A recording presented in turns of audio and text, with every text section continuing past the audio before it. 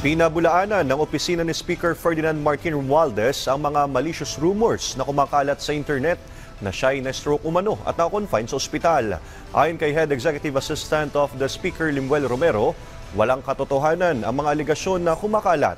Aniya ito'y idinisenyo para umano i-mislead ang publiko at magpakalat ng confusion sa tunay na nangyayari. Binigyang diin ni Romero na nasa mabuting kalagayan si Speaker Romualdez at patuloy sa kanyang mga isinasagawang tungkulin.